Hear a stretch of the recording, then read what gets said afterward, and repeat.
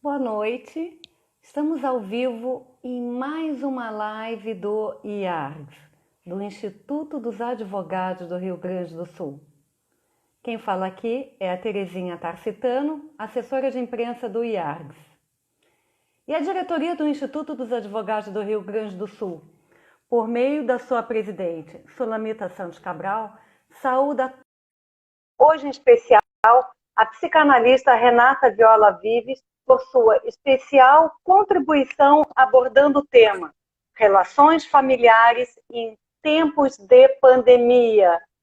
Seja bem-vinda, doutora Renata, nessa live de hoje. Boa noite. Vou fazer uma apresentação aqui do Instituto e de toda a plataforma online, ok? Só um momento. Então, a diretoria agradece também a diretora de integração, Ana Amélia Prati, que junto comigo está fazendo a transmissão dessas lives no perfil do IAR. E também a toda a equipe do Instituto. Queria lembrar que tanto o site como o blog, as redes sociais, o canal do YouTube são diariamente atualizados. A programação sempre especial online. E para quem perdeu uma live ou uma videopalestra, pode conferir depois no canal do YouTube, onde todos esses vídeos, inclusive a live de agora, a partir de amanhã, já vão estar postados. E para acessar, basta pesquisar em Instituto dos Advogados do Rio Grande do Sul ou IARS. Doutora Renata, a nova plataforma online do IARS está assim dividida. As videopalestras semanais do Grupo de Estudos de Direito de Família, todas as terças-feiras. Doutora Renata já ministrou uma palestra no Instituto, creio que foi no ano passado, né? Duas. Já participou do... exatamente, duas já. Então, já participou, Então ela já conhece o nosso Instituto. Sim. Temos também as videopalestras mensais, agora, do Grupo de Estudos de Direito Tributário, às quartas-feiras. E a partir da próxima quarta-feira, dia 17 de junho, haverá lives quinzenais mediadas pelos coordenadores do grupo. Temos também videopalestras quinzenais do grupo de estudos Temas Jurídicos Atuais, em quintas-feiras alternadas. E hoje foi postada a videopalestra da coordenadora do grupo, da doutora Maria Isabel Beck, falando sobre o tema As locações urbanas em tempo de pandemia. Basta conferir no canal do YouTube. E ainda temos às terças-feiras artigos jurídicos específicos sobre a pandemia. Sempre um artigo diferente, toda terça-feira. E às segundas-feiras nós temos comentários sobre o livro do IARGS 93 anos, publicados às segundas, tanto no blog quanto no site. Lembro também que essas lives também são publicadas tanto no blog quanto no site. E a convidada de hoje é a psicanalista Renata Viola Vives. Ela vai falar sobre o tema Relações Familiares em Tempos de Crise. A doutora Renata é psicóloga, psicanalista, trabalha com crianças, com adolescentes e adultos, adoção, reprodução assistida e outras temáticas. É diretora da Clínica e Instituto Horizontes. Seja bem-vinda. Obrigada. Doutora Renata Viola Vives, seja bem-vinda aqui na nossa live de hoje. Obrigada, muito obrigada pelo convite. Boa noite, Terezinha, boa noite a todos os presentes, né? As pessoas que estão nos assistindo aí. Bem, Então, os principais tópicos que a doutora Renata vai abordar hoje são os efeitos da pandemia em relação à família. É um tema muito polêmico, há muito o que se dizer. Vamos ver se a gente consegue aqui em 45 minutos, né? Ela quer falar também sobre relação pais com filhos, o aumento da violência doméstica e aumento também de violência contra as crianças em processo de adoção, reprodução assistida, o exemplo de barriga de aluguel na Ucrânia, abordando aí um pouco de direito internacional, o aumento do índice de ansiedade e de depressão e também aumento do número de divórcios. A palavra é sua. Obrigada. Bem, por são gentileza. tópicos mesmo, né? Vamos tentar conversar um pouco sobre cada um deles. A questão da pandemia e esse momento, né, tão difícil que todos nós estamos vivendo, na verdade nos jogou para dentro de casa, né? De uma forma totalmente inesperada, nunca tínhamos vivido nada parecido, ainda que se fale na gripe espanhola. Nossa, as gerações atuais não, né? São pouquíssimas as pessoas que ainda vivem daquela época, né? Que então podem contar um pouquinho como teria sido esse episódio. Então, todos nós fomos pegos totalmente desprevenidos, totalmente de surpresa, ameaçados, né, com esse vírus e jogados para dentro de casa. Bem, isso de uma hora para outra, o que nos fez ter que, para cada um, assim, redefinir uma série de coisas no convívio familiar, a estruturação do trabalho, o acompanhamento das atividades escolares dos filhos, o acúmulo de tarefas domésticas, porque algumas pessoas já não tinham isso, né? E, enfim, tudo isso de uma hora para outra. Essas situações têm trazido realmente situações de. Esse novo momento tem trazido, agora já não tão novo assim, já são quase 90 dias nessa situação, né? Mas de qualquer forma tem trazido diversas angústias para as pessoas que estão nesse, né? Para todos nós nesse confinamento. Obviamente, cada um dentro das suas particularidades, já do seu jeito de funcionar. O que acontece? Assim, existe uma sensação, por um lado, de perda, né, de abandono, porque nós ficamos privados do convívio com os outros, daquelas atividades rotineiras de lazer, o cafezinho, o happy hour, o convívio nos grupos. Então, ficamos afastados das pessoas, tivemos que nos afastar, as crianças dos avós, os filhos dos pais, enfim, os amigos, os namorados. Então, houve um afastamento natural, necessário, na verdade, não natural, mas necessário, e isso gerou em muitas pessoas uma sensação de abandono, né? De estarmos sozinhos. Por outro lado, estarmos confinados dentro de casa, com aquele núcleo familiar, ou às vezes com, bom, dois amigos que moravam juntos, que de uma hora para outra tiveram que continuar as 24 horas do dia juntos, gerou uma outra situação, que é uma angústia de invasão. Então, as pessoas se sentem invadidas na sua privacidade. Aquela coisa do casal que, bom, né, se despedia de manhã, né, bom, de noite um chega e conta como foi, se perdeu. Acabou. O filho que vai para a escola, chega da escola e conta para a mãe ou para o pai, né? Ou só para a mãe, enfim, como foi o seu dia? Ou a mãe pergunta e vem alguma coisa, se perdeu. Então, assim, a sensação de invasão e de perda de privacidade ficou extremamente aguçada nesse momento, né? Sem falar nas situações de trabalho que foram direcionadas para dentro de casa, e a gente vê situações até um pouco cômicas, mas que também geram muita angústia, né? De ter que se organizar um espaço de trabalho, um espaço de estudo para os filhos, e daqui um pouco tem um filho entrando no meio de uma reunião, tem um gatinho passando na frente do computador ou do celular, né? Situações que eu até acho que ficam compreensíveis para a população em geral, porque todo mundo em algum momento pode estar vivendo isso. Mas em home office. Exatamente, em home office. Mas são situações que geram muita angústia. Os pais, por sua vez, com as crianças com atividades escolares, têm se visto com muita dificuldade de acompanhar o excesso, né? As escolas também foram se modificando ao longo desse período, eu acompanho diversas crianças e vim acompanhando a movimentação das diferentes escolas, mas num primeiro momento um excesso de atividades, um descarrego de atividades escolares, sem muita capacidade assim da própria escola ajudar os pais a pensarem sobre isso e pensarem no motivo. Me parecia, às vezes, assim, mais ocupar a criança com alguma coisa em casa do que propriamente a continuidade dos estudos, até porque também nunca se fez isso, nenhuma escola sabia trabalhar nessa dinâmica de atividades, né, em casa. Mas os pais se veem também muito angustiados, tendo que ensinar coisas aos filhos que já não faz, coisas que já não fazem mais parte da realidade, enfim, já não lembram mais, conteúdos que já ficaram no passado, e não se veem fazendo o papel de professor. Exatamente, não se veem habilitados no aspecto do como ensinar aquele conteúdo.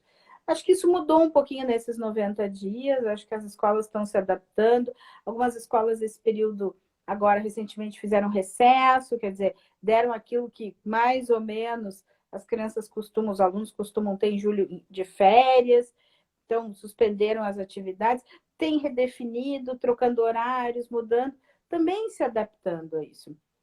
Mas inicialmente foi um acúmulo de atividades e que ambos, né, vamos lá, filhos e pais, se sentiram extremamente sobrecarregados, sem conseguir, muitos, né, alguns sim conseguiram, mas muitos sem conseguir dar conta da demanda de estudos.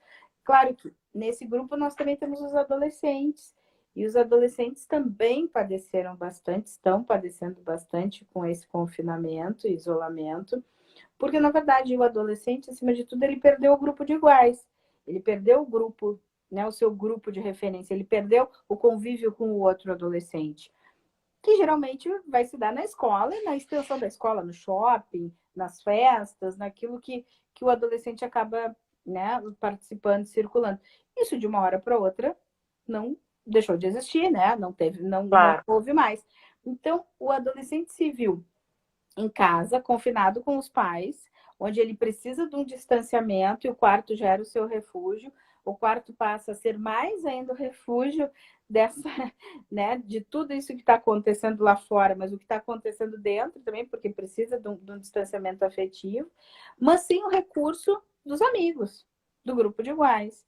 Então, muitos adolescentes assim com quadros de ansiedade, adolescentes mais deprimidos, adolescentes assim sofrendo sem sentindo uma falta de perspectiva de futuro.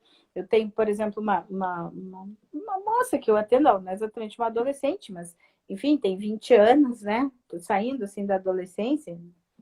E ela, com essa situação toda, ela trazia uma questão assim, como é que vai ser agora, né? Eu imaginava me formar na faculdade, viajar pelo mundo, conhecer outros países, ter outras experiências. Isso mais no início, assim, do confinamento, quando as fronteiras foram fechadas também, né? E aí ela dizia assim, mas será que isso que eu pensei, sim, para o meu futuro, ter experiências profissionais em outros lugares, será que eu vou conseguir fazer isso, né? Será que isso vai ser possível? Então, assim, uma sensação de falta de esperança, né? De uma impossibilidade de traçar um projeto, não só profissional, mas pessoal, um projeto futuro em razão de, um, de uma insegurança e de um não saber que todos nós estamos vivendo, né? Mas, assim, para os adolescentes, eu penso que a situação de confinamento tocou numa questão muito particular, que foi essa, da perda do grupo de iguais, e nisso uma certa desesperança. Né? As crianças também perderam o grupo de iguais, e a gente tem sentido isso, quem tem filhos pequenos, quem acompanha crianças, as crianças estão bastante agitadas, estão ansiosas. Alguns pais trazem assim, fulano está mais agressivo, ele não era assim. Ele está desinteressado das questões escolares, não era. Ele gostava, ela gostava de estudar. A dificuldade das crianças pararem em frente à tela para copiar o que a professora está ministrando. Mas isso são situações totalmente compreensíveis frente, de novo, né, a um confinamento, a uma perda de referência de grupo. Essa criança, ela ia para a aula, ela via a professora, ela recebia aquele carinho da professora, pelo menos na maioria das vezes, ou a gente espera que isso aconteça, estabelecia uma relação afetiva com aquela professora. A professora até o quarto, quinto ano é a referência para a criança. Né? A criança transfere para a figura da professora a parte ou grande parte da sua relação com as suas figuras parentais. Por isso que até hoje, independente, passa ano e entrando, as crianças têm essa relação amorosa com a professora. E é esta relação que possibilita também a aprendizagem. Tanto que a gente sabe que quando não há uma boa relação com a professora, vão aparecer dificuldades escolares, isso é certo. Então, assim, a criança também... A empatia vale muito, né? A empatia realmente a relação amorosa, né? Sentir-se amado por aquela professora, por aquela referência com a qual a criança, né, para a qual a criança transfere as suas relações primordiais, né, com pai e mãe. Então, assim, a criança perdeu isso, ela até vê a professora na tela, mas algumas, né, não consegue abraçar, não consegue tocar. não consegue ter um momento de intervalo com o colega, de levantar e ir na classe, ou ir para o recreio, correr, correr, correr, brincar, brincar, brincar. E aquilo, né, o brincar, nós temos que lembrar assim, que o brincar, para a criança, ele é extremamente necessário. É através do brincar, do que a gente chama de jogo simbólico, que a criança elabora as suas angústias. Então, claro que as crianças, muitas crianças estão brincando em casa, e brincam e criam coisas brincam e jogam e criam, brincam com Lego enfim, desenham e pintam e recortam, mas a possibilidade também de brincar com iguais extremamente importante. E onde que isso se dá com as crianças? Nos condomínios, enfim, quando existem crianças da mesma idade, e obviamente na escola. E aí, de novo, né, de uma hora para outra, também as crianças ficaram privadas desse convívio, né? Então a gente vai falando assim, na verdade, que a pandemia, por um lado, nos trouxe privação, mas por outro, nos trouxe excesso. De qual excesso eu falo? Desse excesso de convívio, de que de uma hora para outra passamos a viver 24 horas por dia com aquelas pessoas que nós, enfim, já convivíamos, mas que tínhamos os momentos de distanciamento que eram naturais. Um vai trabalhar, o outro vai para a escola, um fica em casa, o outro vai no supermercado, ou vai jantar com os amigos, ou, né? Atividades normais que possibilitavam esse distanciamento. Diga. Doutora Renata, a presidente, a doutora Sulamita Santos Cabral, ela escreveu aqui, ela cumprimenta, dá boa noite a todos, em especial a senhora e a mim pela condução hoje da live. Então, ela está nos assistindo, a doutora Sulamita Santos Cabral. Tá, boa noite, doutora Sulamita. Muito obrigada pela oportunidade de estar aqui conversando com vocês, né? Doutora, tem um ponto bem importante que eu acho que deveria ser salientado, que até conversamos, que é em relação à violência, o aumento da violência doméstica e contra as crianças, né? Acho Claro. que seria importante, sim, claro, falar sobre esse aumento. Bem lembrado, assim, porque isso que eu trazia, como houve esse excesso, né, o excesso do convívio, o excesso da ansiedade em todos também, as pessoas estão, claro, cada um do seu jeito também, mas algumas pessoas com mais dificuldades em lidar, né, com as privações e com esse confinamento. Então, o confinamento acentuou aquelas características individuais dos sujeitos, né? Um sujeito que já era mais agressivo, que já é mais projetivo, de já culpabilizar mais o outro pelas coisas do dia a dia, pelas suas coisas, né? Então, projetando sobre o outro as suas dificuldades, no confinamento pode ter isso acentuado, né? Da mesma forma, pais assim com mais dificuldade em lidar com os filhos, com mais dificuldade assim em terem paciência, em trabalharem com as crianças, podem ter isso acentuado. Claro que não são só essas situações.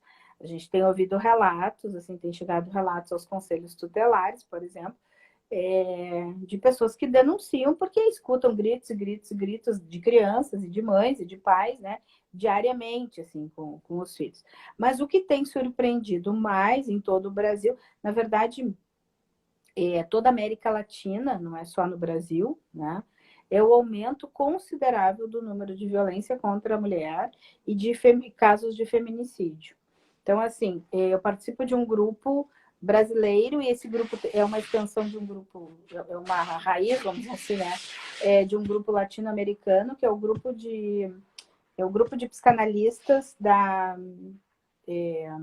o grupo latino-americano de psicanalistas ligados à IPA, né? A IPA é a instituição de psicanálise, enfim, fundada por Freud lá em 1910, e nós somos, então, várias psicanalistas na América Latina, no mundo inteiro, mas o grupo esse da América Latina, nós temos nos reunimos de tempos em tempos, estudamos, e todas, né, no México, no Peru, na Argentina, vários países da América Latina têm ressaltado o alto índice de violência contra a mulher e feminicídio.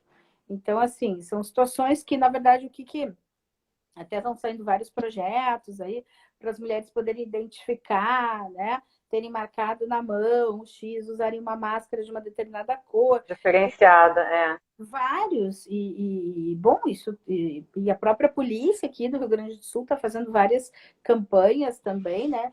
Porque é notório o aumento. O que acontece? Essa mulher já vinha com dificuldades, obviamente, com esse companheiro, né? Isso já aparecia, a violência já aparecia. Mas no momento que essa pessoa se vê dentro de casa, esse companheiro não pode sair, existem as questões socioeconômicas, existe o aumento do consumo de álcool nesse período que tem sido enorme também, né? No período de confinamento eu não me lembro agora o percentual, mas o consumo de álcool dentro de casa subiu absurdamente. Aumentou muito, né? Então, assim, esse homem não sai, ele se alcooliza, né? E essa mulher já fica alterado. Fica alterado, e essa mulher não tem para onde ir, né? Então, ela já era, mas ela se torna mais ainda assim, né? Onde todas as frustrações vão ser descarregadas. Né? E muitas das situações, bom, sem poder pedir ajuda, às vezes com muita vergonha, aquelas situações assim que a mulher tem medo de denunciar e que o marido depois vai voltar para casa e vai continuar batendo. Então, são situações muito delicadas. Existem vários grupos com linhas de escuta gratuita, obviamente, né? De assessoria a essas mulheres. Então, no Brasil inteiro, aqui no Rio Grande do Sul, Porto Alegre, enfim, temos vários locais para fazer essas escutas e tentar auxiliar essas mulheres, não só, né, nesse período, mas principalmente, ou mais ainda nesse período, em razão de que a pessoa está realmente sob, né, aquele sujeito ali e sem condições de sair, submetido àquela situação, né?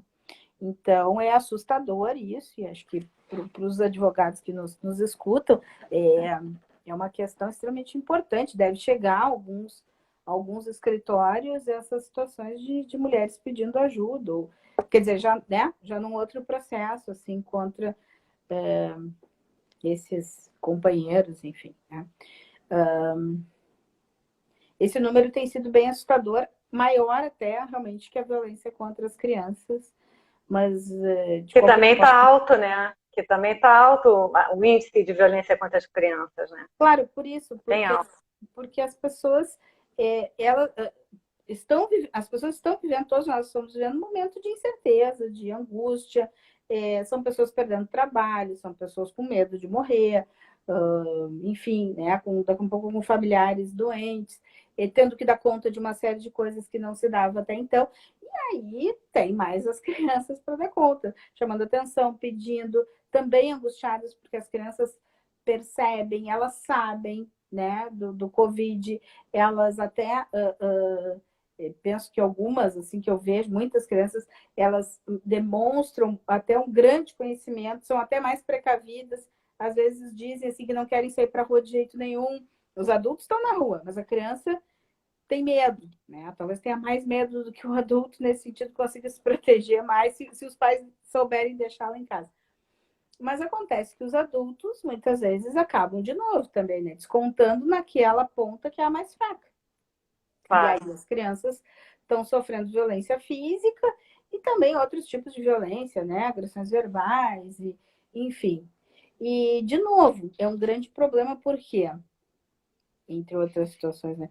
Porque às vezes isso acontecia, mas alguém também percebia.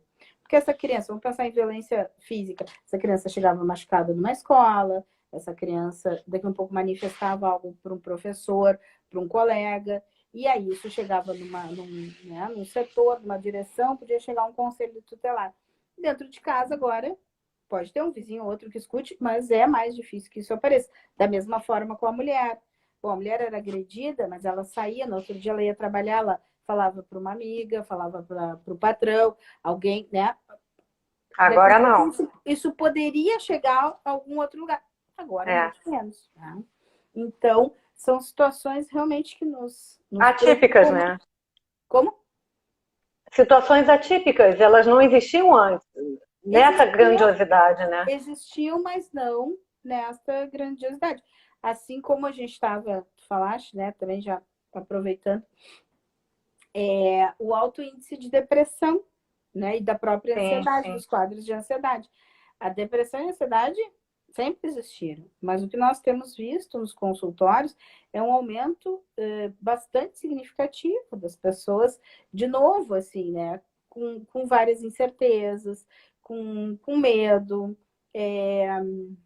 com medo de algo que algo ruim aconteça consigo, com algum familiar.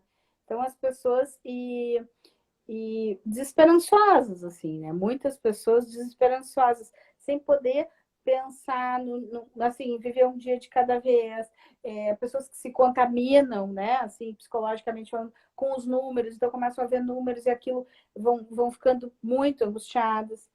Na clínica, na Clínica Horizontes, nós criamos logo no início um plantão psicológico, que ele era um número de telefone, e ele tinha exatamente esse objetivo, de que as pessoas pudessem ligar em situações de angústia e serem atendidas por um psicólogo. Então, na verdade, caía nesse número e a pessoa responsável direcionava para um terapeuta poder fazer a escuta dessas pessoas. E muitas dessas pessoas ligavam dizendo isso, que estavam vendo números, que começaram a pensar sobre o assunto e que aquilo foi, né? E pessoas de mais idade, às vezes gerando. E, bom, então está acontecendo com as pessoas de 80 anos, 70 anos, eu tenho 60 e poucos, vai acontecer comigo, eu estou sozinha.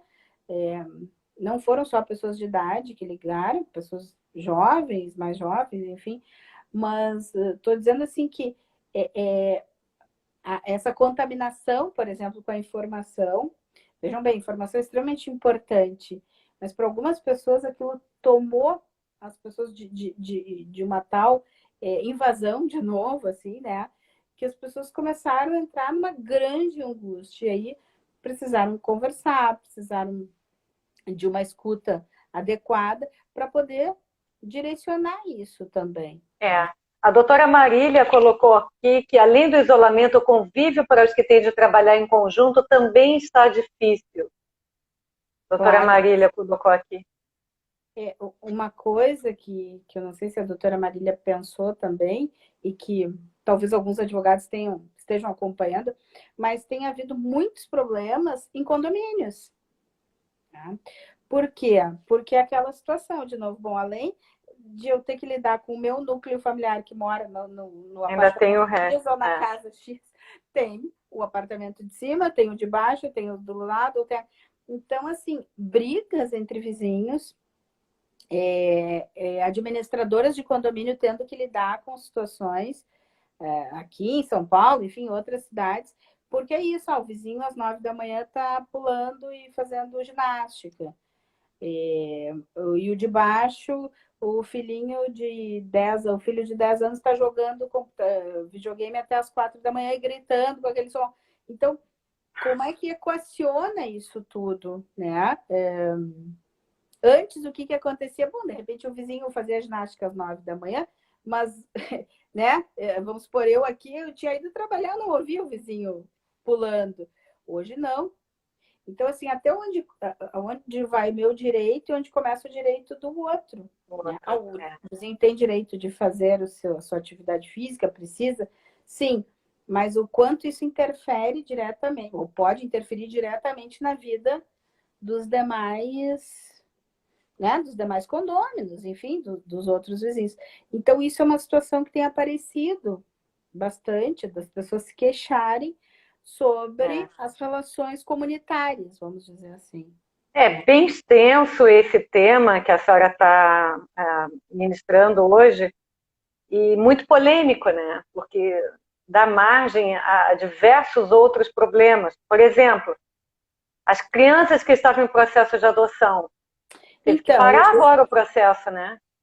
Então até eu achei importante a gente falar também, porque a outra vez que eu estive no IARCS, uma vez foi para falar sobre adoção e a outra foi para falar sobre reprodução assistida, que são duas temáticas que eu estudo bastante. E houve, sim, como os processos ficaram parados nesse período, né? E não só isso, assim, mas a questão das visitações, as crianças que estavam em fase de aproximação com os pais adotivos, isso tudo ficou bastante comprometido. Então, assim, em cada núcleo, né, em cada situação da nossa vida, a pandemia vai interferindo diretamente. E nós precisamos pensar sobre isso. Existe alguma alternativa? Existe como essa criança que vinha no processo de aproximação ser vista com mais frequência por esses pais adotivos? Pode se manter a visitação? Não pode? Qual é o risco? Mas qual é o risco emocional? Também, claro, tem o risco de saúde, esse vem em primeiro lugar, mas tem o risco emocional para ela, né? Que já está 4, 5, 6, 10, 15 anos dentro de um lar e que quando vê a oportunidade, a possibilidade de ter uma família e ter pais, isso, de novo, esse sonho, de novo, se rompe. Padrinhos afetivos também, que nesse período também não puderam visitar. Então, como é que ficam essas crianças? Acho que é deixar uma pontinha aí de reflexão. Como é que ficam essas crianças? Porque a gente estava falando antes, assim, o núcleo familiar. É claro, por favor, entendam bem. Obviamente, eu sei que quando a gente fala em conflitos dentro do núcleo familiar, né, o casal, os filhos, a gente está falando de uma parcela da população. Tem muita gente que não tem isso, não tem nem onde lavar a mão, né? Não tem nem água, não tem mínimo de... Então, mas enfim, estamos falando de uma situação específica. Mas falando da criança, então, que recebe a atividade escolar por meio do computador, do Google Meet, enfim, tem crianças que nem estudaram esses meses todos, e isso vai ser um ano perdido em termos de aprendizagem. Bom, nós temos que nos preocupar com isso? Acho que temos, mas, de novo, no primeiro momento, o que está em risco, o que está em jogo é a vida. Então, suspende as atividades escolares. Né? Com certeza. Mas, assim, essa criança que está num lar, que está à espera de uma adoção, como é que fica o emocional dessa criança, né? Como é que quem sustenta essa criança emocionalmente, né? Com mais esta frustração? É mais uma, é mais uma que ela teve. É mais uma, né? Acaba virando um acúmulo de frustrações, né, para a criança. E que muitas depois... vezes ela não consegue demonstrar isso para os pais de uma forma pacífica, né? E ela quer chamar atenção de alguma forma. Claro. E às vezes aflora até agressividade, né, doutora? Com certeza, Difícil, né? com certeza. O teste quanto ao exercício da parentalidade por esses pais, né? Quanto eles aguentam, sobrevivem aos ataques que a criança vai fazer, isso tudo vai estar em jogo. Quer dizer, sempre está em jogo, mas como é que fica nesse período com mais essa situação, onde às vezes, onde muitas vezes a criança não entende também o que aconteceu, por que aquelas pessoas saíram do convívio dela.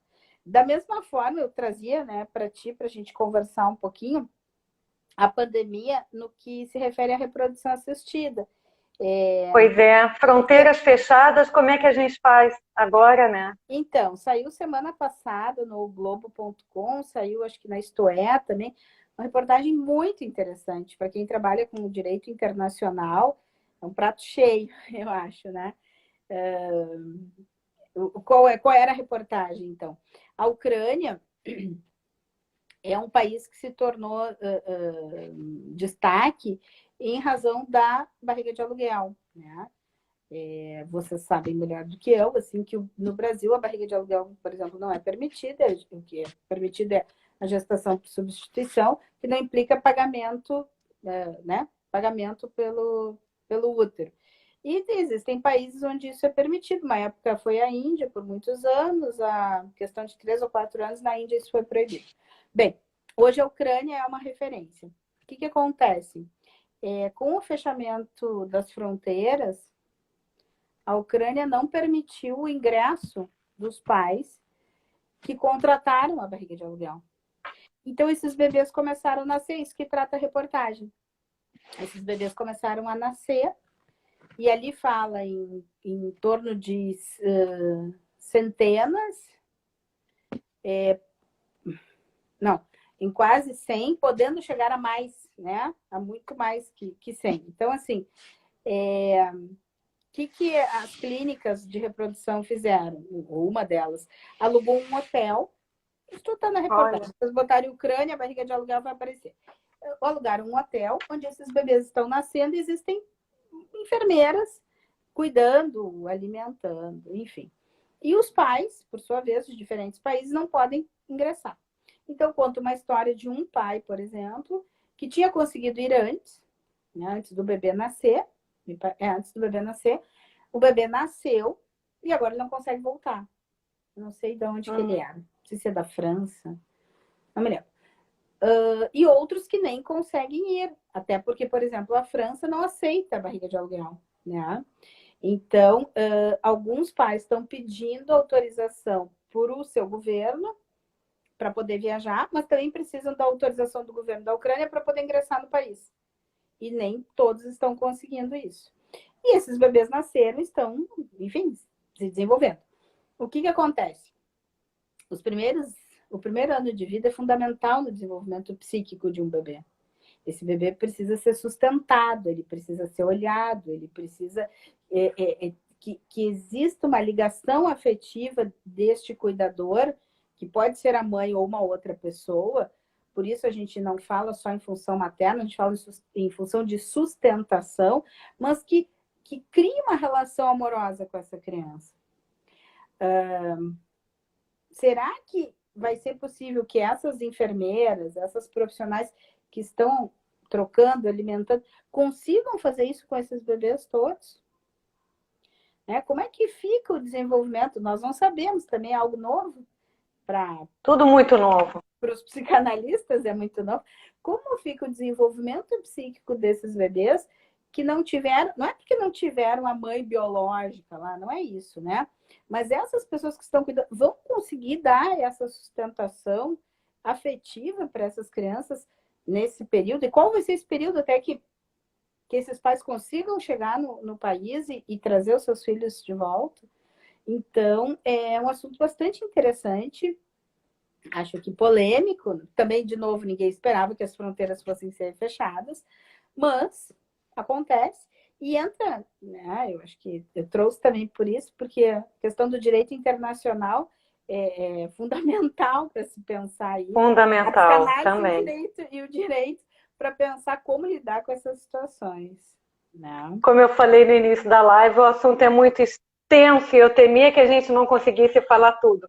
Mas acho importante também a senhora falar hoje sobre o aumento do índice de ansiedade e depressão.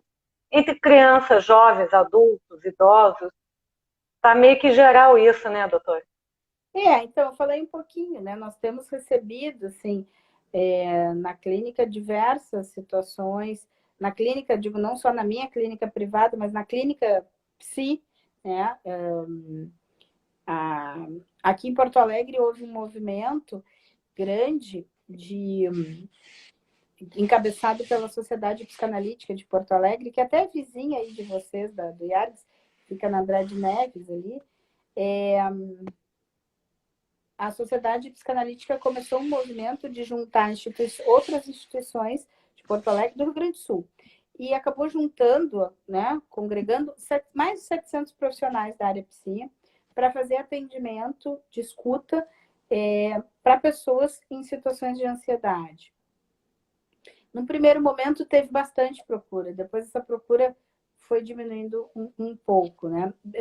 O que acontece, assim, existem muitas pessoas disponíveis para ouvir. Os profissionais da área psi, eles se mobilizaram nesse período, no Brasil inteiro, na América Latina inteira, eu posso dizer, porque eu vejo de outros países isso, oferecendo uma escuta solidária. Então, assim, o que é o solidário, na verdade? Sem custos, para que as pessoas pudessem buscar esses canais e falar sobre as suas angústias. Então, assim, isso tem demonstrado realmente, por um lado, bom, que nós temos recursos, por outro, que as pessoas podem buscar esses recursos, mas também que o índice de ansiedade e depressão cresceu bastante. As pessoas estão ansiosas por todos esses motivos. Pelo confinamento, de uma forma geral, né? Pelo confinamento, pelo medo da morte, Medo de perder emprego, medo de falta de dinheiro, medo de não ser amado, medo da distância. Então, E é agora, uma série de medos, né? e agora, né, Terezinha, por um outro medo que eu vejo bastante, assim, em todas as faixas etárias, o medo do retorno. É. Porque o confinamento nos jogou para dentro de casa, não podemos sair. Algumas pessoas, né, obedeceram aquilo e tal. Bom, e foi indo, os dias foram passando, felizmente não foi acontecendo nada mais grave. Porto Alegre estava com números razoáveis, né, baixos comparado ao... Então, mas e aí? E agora, quando tiver que voltar, como é que vai ser? Né? O medo segue, as pessoas têm essa preocupação com a contaminação, têm preocupação em mandar os filhos para a escola, desejam um retorno, por sua vez, mas também têm muito medo desse retorno. Então, as crianças também com medo. Alguns dizem, eu não quero voltar para a escola. E Então, outras estão muito ansiosas para voltar a ter convívio, né? A gente vê os dois lados. é uma ambivalência, porque querem voltar, mas têm medo. Né? Mas tem medo. E as famílias, e os adultos também, medo de voltar aos seus trabalhos, às suas atividades presenciais. Como é que vai ser? As pessoas vão se cuidar, vão tirar máscara, vão lavar as mãos, vão passar álcool gel, mas eu posso me contaminar no ônibus, eu posso... Enfim, as pessoas estão com muito medo. Muitas incertezas. É verdade. Então, e, doutora, com isso tudo, aumentou também o número de divórcios, né? Muitas separações. Então, é o que nós começamos falando. Esse confinamento, aquela folga que se tinha, às vezes, do marido, da esposa, né, do companheiro, em algum momento, bom. E mais, na verdade, acentuou ou evidenciou aquelas diferenças que já existiam.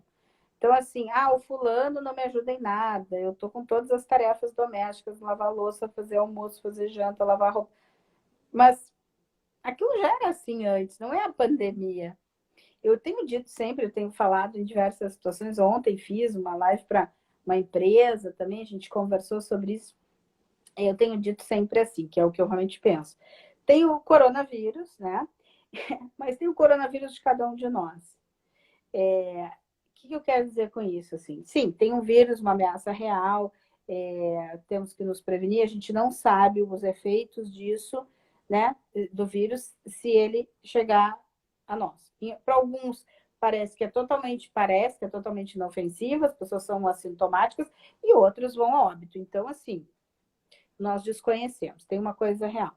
Mas tem o quanto esse real, como esse real entra em cada um de nós. Então, assim, para talvez casais que já vinham com algumas questões, algumas dificuldades, essa história de estar todo o tempo junto, essas queixas cotidianas, não posso contar, não me ajuda, não colabora, sou eu que faço tudo, isso só se acentuou. Então, o que tem aparecido também são muitas pessoas repensando suas vidas, né? Porque aquela coisa assim automática que muitos tinham de faz,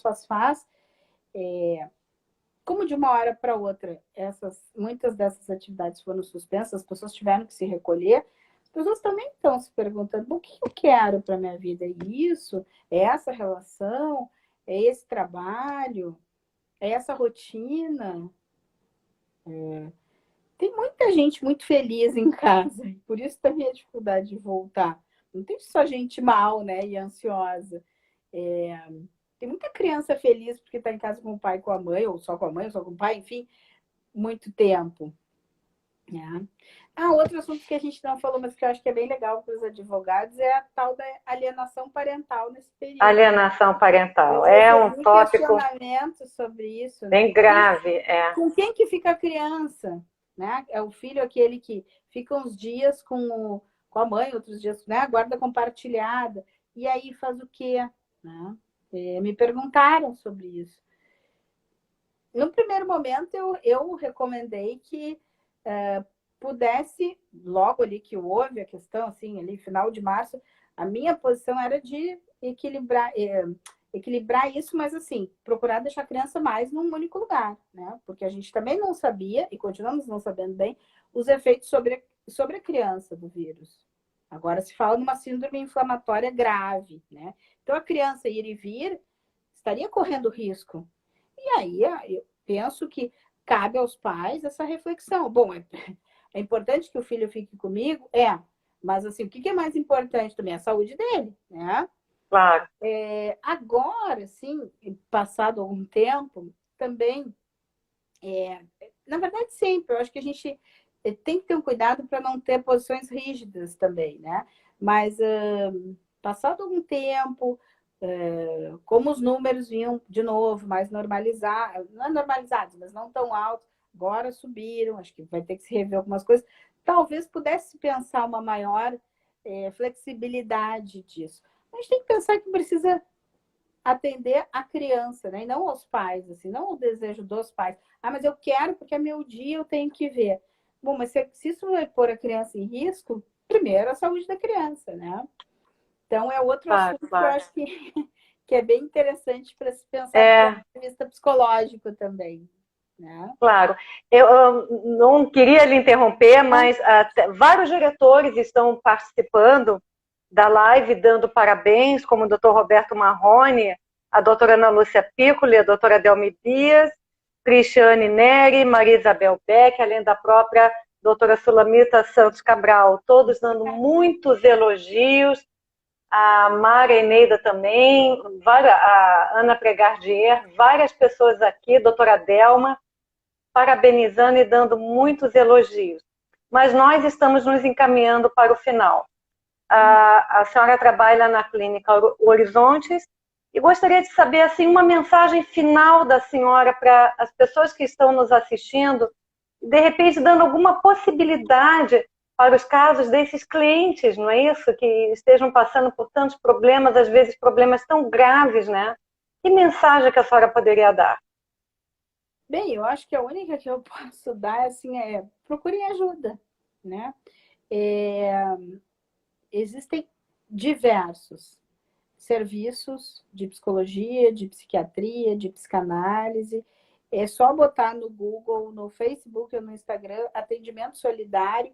Vocês podem ter certeza que, né, para vocês mesmos, para clientes, enfim, para conhecidos, que vão se abrir N instituições ali, vão aparecer várias instituições que estão disponibilizando atendimento, escuta, orientação, enfim, para a população nesse momento. Então, eu penso que é isso, assim, procurem ajuda. Ninguém tem solução mágica, todos nós estamos vivendo as mesmas angústias. Eu, por exemplo, também tive que, de uma hora para outra, direcionar todo o meu consultório presencial para um atendimento online. Online. Infelizmente, a maior parte dos meus pacientes eu segui atendendo, as pessoas quiseram, inclusive crianças. Mas, assim, também era uma novidade, também foi uma novidade para mim. Então, todos nós estamos vivendo a mesma situação. Nós não sabemos o dia de amanhã, nem o dia de hoje, né? Mas, assim, procurem ajuda. Procurem alguém que possa ouvi-los, que possa ajudar a fazer ligações, porque às vezes é isso. O coronavírus... Mas daí a pessoa começa a falar lá da sua experiência, porque o marido, porque a mulher, porque o ex-marido, porque o filho... Então, assim, é o coronavírus, mas aquilo puxa outras várias coisas. E que se a pessoa puder falar e puder ser ouvida, ela pode ir dando um sentido para isso. E aí a angústia tende a se minimizar.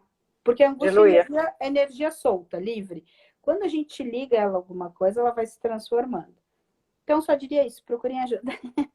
Procurem ajuda. Muito obrigada, doutora Renata Viola Vives, pela sua participação. Em nome da presidente, da Sulamita Santos Cabral, agradeço demais a sua participação e informações tão bem-vindas, tão brilhantes nesse momento de crise, nesse momento de pandemia. Boa noite, o IACS está sempre de portas abertas para a senhora. Muito obrigada. Estou sempre à disposição também. Boa noite. Muito obrigada. Boa noite. Tchau. Informações realmente brilhantes, né? Enfim, o convidado da próxima live, uma live extra que vai acontecer no próximo dia 15 de junho, segunda-feira, será o Dr. Alberto Koptik Vinogrum. Ele vai falar sobre consequências da pandemia para a segurança pública. Quero ver se eu consigo localizá-lo aqui. doutor Alberto, para ele poder nos dar um resuminho da próxima live. Perfeito. Vai ser uma live extra na próxima segunda-feira, no dia 15 de junho. E o doutor Alberto vai falar sobre consequências da pandemia para a segurança pública. O doutor Alberto é advogado, doutorando em políticas públicas pela URGS e mestre em ciências criminais pela PUC-RS. Atua na gestão e pesquisa em segurança pública há 14 anos. Atualmente é consultor permanente do Banco Interamericano do Desenvolvimento na área de segurança. É diretor do Instituto Cidade Segura, que tem feito projetos de segurança em vários municípios do país. Foi diretor de políticas e projetos da Secretaria Nacional de Segurança Pública e secretário municipal de Segurança Pública de Canoas. Seja bem-vindo, doutor Alberto. Muito obrigado. Muito obrigada. Muito obrigado, Terezinha, pelo contato, pelo convite. E desejar boa noite, em nome da doutora Sulamita, a todos os colegas do IARGS e todos os colegas advogados. E convidar todos para a nossa live, então. Vamos conversar um pouco sobre a questão da segurança, né? Nós temos chamado de terceira onda da epidemia, né? Temos aí a epidemia sanitária, o problema de saúde, temos na sequência o problema econômico, social, e nós temos uma outra onda que vai virar em decorrência, né, do vírus, que é a onda de violência, né? Nós já convivemos com esse problema cotidianamente, felizmente nos últimos anos aqui no Rio Grande do Sul, os últimos meses melhorou, né, um pouco, algumas ações importantes, mas nós já estamos vivendo no Nordeste, no Norte, no Sudeste, uma aceleração novamente dos homicídios, da violência. Então, é um assunto que precisamos nos preparar, também prevenir, né, porque a gente sabe que depois que a situação já piora, como no caso da saúde, fica mais difícil que as autoridades consigam intervir e prevenir ainda mais mortes, ainda mais sensação de medo, angústia. Acompanhei a tua live anterior, parabenizo. Eu tive o vírus, né, foi no início, numa viagem na Europa, que eu estive num seminário de análise criminal europeia e cheguei com a doença e atesto aqui que o tema psicológico, né, nos casos leves ou médios, como o que eu tive, eu diria que ele foi até mais impactante, a parte psicológica, né, para mim, e procurei ajuda, né, como a entrevistada anterior sugeriu, né, pela internet, né, fiz algumas consultas, só compartilhando e atestando, né, dando um depoimento pessoal, que eu acho que também nos ajuda, todos estamos vivendo esse momento de muita tensão, e vamos conversar um pouco, então, sobre segurança. Fica esse convite. E está bem aí, né? Se recuperou bem da Covid. Sim. Que maravilha. Felizmente, tudo certo, só o susto, né? E agora torcendo para que tudo se resolva logo. Com certeza. Então, estão todos convidados para a próxima live. Será uma live extra no dia 15 de junho, segunda-feira, às 20 horas. O doutor Alberto Koptik Vinoglum vai falar sobre consequências da pandemia para a segurança pública. Muito obrigada, doutor, e até segunda-feira. Boa noite, até segunda para todos. Boa noite. Obrigada.